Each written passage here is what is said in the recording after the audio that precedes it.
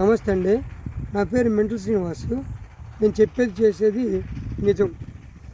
ఇవాళ తెలుగు భాష వెనకబెట్టిపోవడానికి కారణం, కనిపించకపోవటం కారణం కూడా ఎవరో కాదండి, పిల్లల తల్లిదండ్రులే. ఎందుకంటే అతను తెలుగు మీడియంలో చదివి, తెలుగు మీడియంలో జాబ్ చేసి, తెలుగు మీడియంలోనే వృద్ధి చెంది, ఇవాళ వాళ్ళ పిల్లల కాడికి వచ్చేసరికి తెలుగు మీడియం అనేసరికి అదేదో పరాయ భాష, అది ఒక అంటరాని భాషలాగా వ్యవహరిస్తున్నాడు.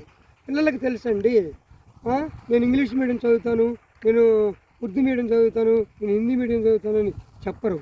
తల్లిదండ్రులు కావాలని వాళ్ళు ఇంగ్లీష్ మీడియంలో జాయిన్ చేపిస్తున్నారు. ఎందుకంటే నీకు తెలుగు భాష మీద ప్రేమ లేదు, నీకు ఇష్టం లేదు, కాబట్టి నువ్వు పరాయి భాష మీద మోసపడుతున్నావు. కాబట్టి ఇక నుంచైనా తల్లిదండ్రులు గమనించండి, మాతృభాషని కించపరచమాకండి. పిల్లల్ని మాతృభాషలోనే చదివించండి. 10వ తరగతి అయిపోయిన తర్వాత నువ్వు ఏ భాషలో చదివించుకున్నా మీ ఇష్టం అది, కానీ నువ్వు 10వ తరగతి దాకా మాతృభాషలోనే చదివించాలి. కంపల్సరీగా చదివించండి. Don't care.